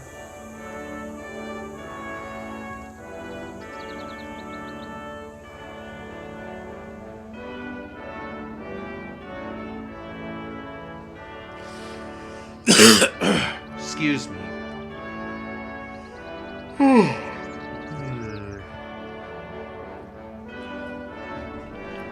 I wonder if now is the time to do some holy site prayers and some of those other sorts of projects. Huey, Dewey, and Teta Kali Louie.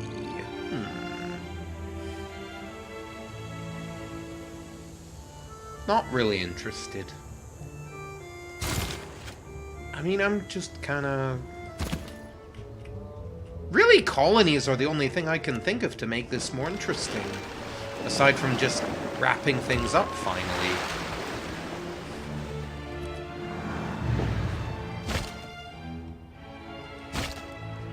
Also, let me check to be sure. Yep, that is indeed an RV.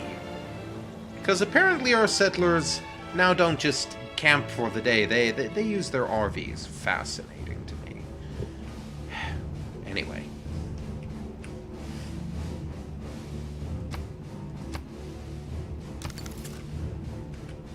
Let's continue this religious conversion, bringing people to the truth.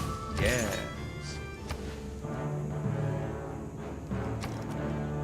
To the one true Orthodox faith. Even though I'm a bloody Catholic.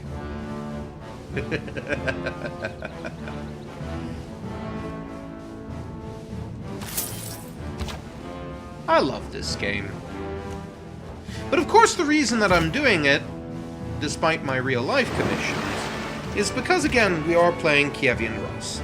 And we're playing the version that believes in... well, maybe not liberal democracy per se, so much as, well, orthodoxy. Because again, remember, Kiev is the heart of Russian, Ruthenian, and Ukrainian orthodoxy, of Slavic orthodoxy. The only place that Kiev is not the religious homeland for is Poland. The only Slavic country that is Catholic.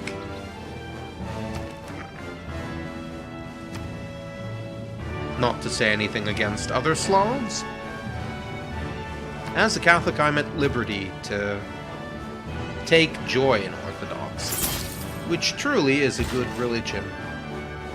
Especially seeing as it's not remarkably dissimilar from Catholicism.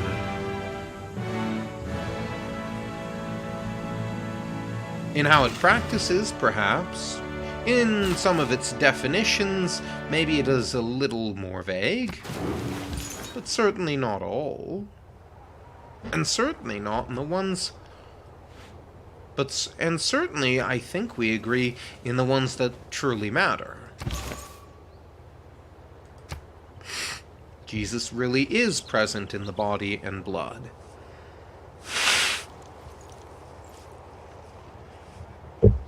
We agree on this. Yes!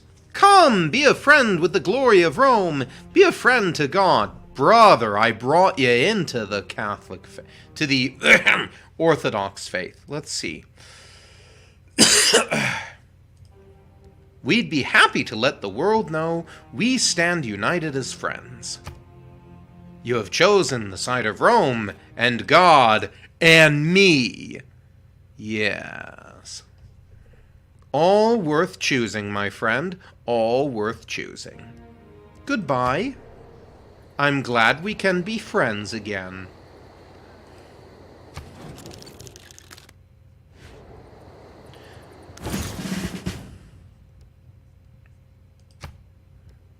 The real use of gunpowder is to make all men tall. Interesting. Again, I'm kind of just doing those just to do them. Just to keep my researchers from going mad and starting a revolution or something stupid like that.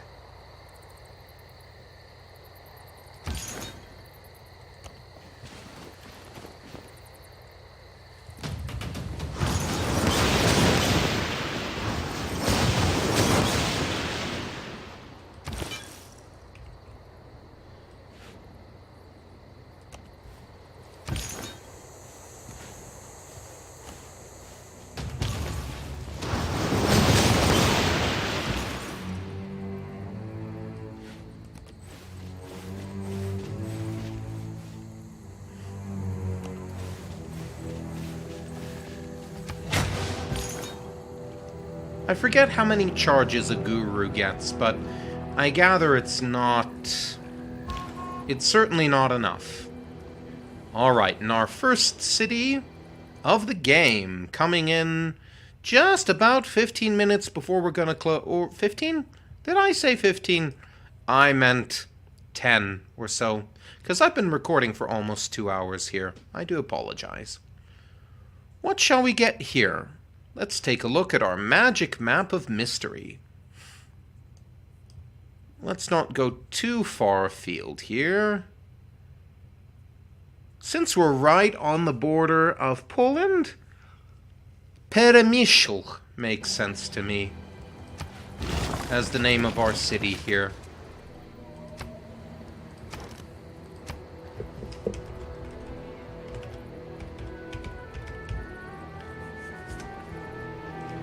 Yes.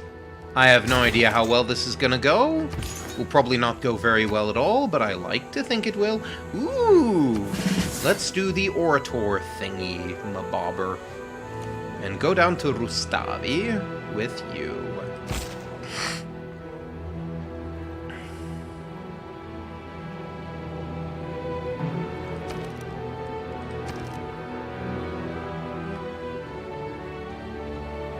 That's sad. Thankfully, this isn't. I'm glad we're getting courses over here finally to deal with all these barbarians over here. Yes. Wait, what unit? Ooh, those. Sorry about that. Didn't mean to be an aberration in that sense.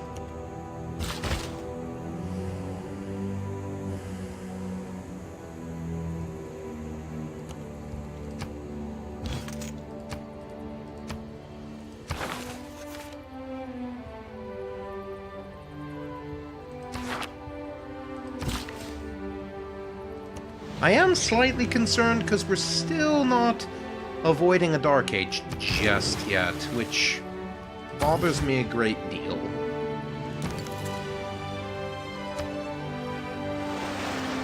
Seriously, I'd just settle for a normal age, honestly.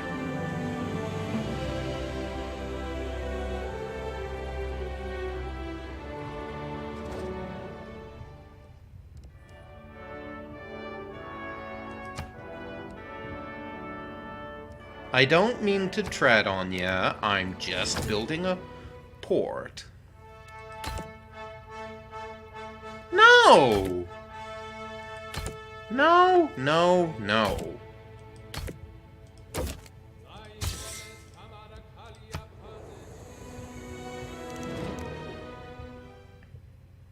Turtle?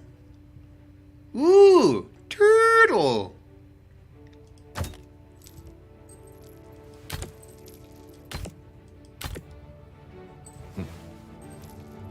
But you also want to do open borders. I'm cool with that. I'm down with that. I'm real down with that. How about some Diplo points while you're at it? Okay, fine. You'll stop at 5. Cool. Thank you. Thank you for letting me influence the world. Next session is coming up soon. That'll be a good thing to end on, I think, if we make it that far. It's getting awfully close, though. I do have to be off by 11:30. It's just good. It's just good sleep hygiene to get off at a certain time. Get off the computer, I mean, thank you.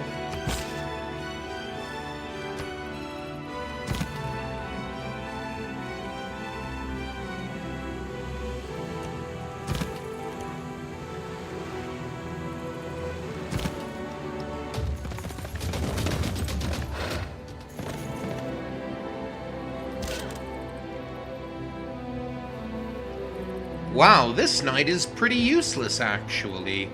I'm actually embarrassed at how useless it is.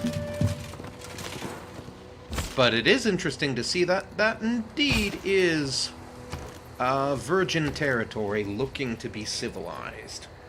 I really do regret not getting the barbarian civilization thingy bonus. It would have been helpful. It would have been nice. Oh well. Courses on the deploy seems to do the trick.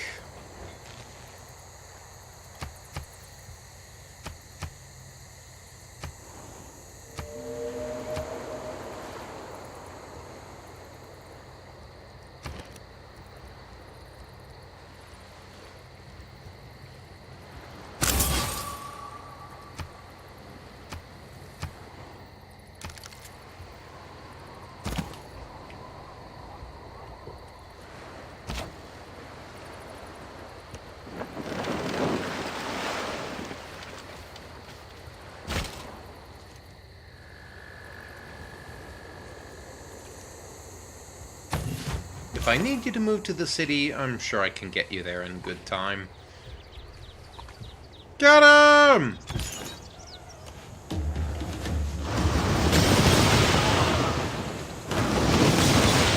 Hey! What were those? I look forward to seeing those later, but I really want to... Wait a minute! We have a basic need to believe in something greater than ourselves. We crave solace in the darkness, a light unto our path. Thanks to you, We found meaning amid the cosmos.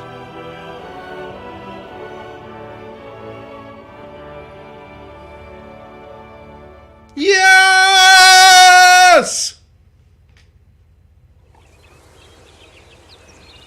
We have a basic need to believe in something greater than ourselves. We crave solace in the darkness, a light unto our path. Thanks to you, we have found meaning amid the cosmos.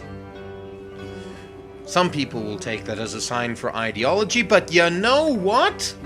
This is exactly the thing I was going for with this playthrough.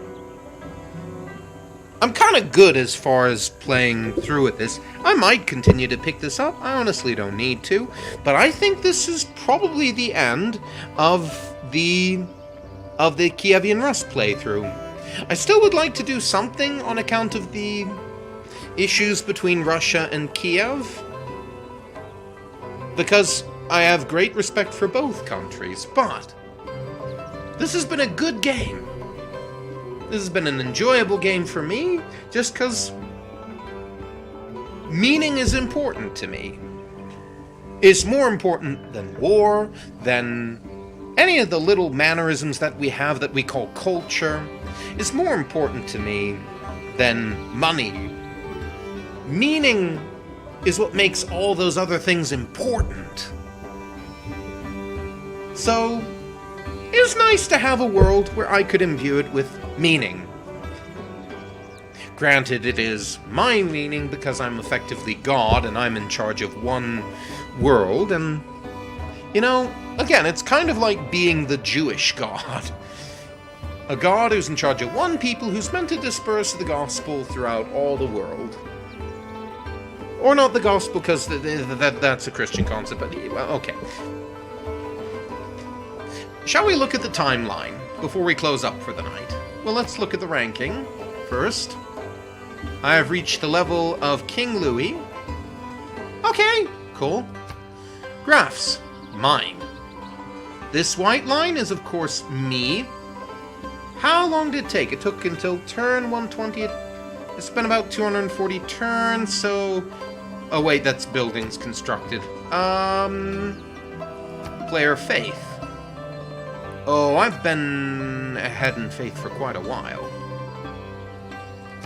Player Gold. Cyrus has been ahead of me for a great deal of it, but I really started peaking... Oh, that's peaks and troughs of that. Okay. Total religions founded, yeah. Everybody founded one, yeah. Units killed. I killed that many units? I'm kind of surprised. Must have been the barbarians. Units lost. I'm third highest. Not surprised at that. Come on, is there anything else that's really worth looking at here? Okay, let's close that because we don't need that anymore. Okay, what else? Cities founded. I founded 10, 11 cities? And I founded the last one, of course. And, okay, player culture. Yep, I really should. I mean, I just killed it. I just absolutely killed it this time. I did tie with Cyrus for governor, which is, you know, good. Good by me. War declarations received. The only one who received many war declarations, as far as I can see, is Pedro, and he's received quite a few. I am very surprised at that. Now, let's look at this timeline.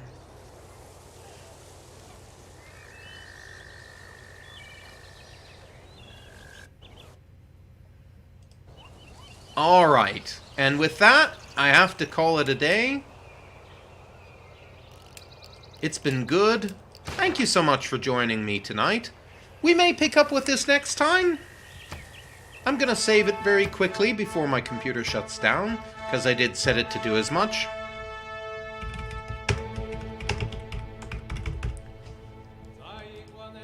Thank you so much for joining me. God love you. I love you all. Peace.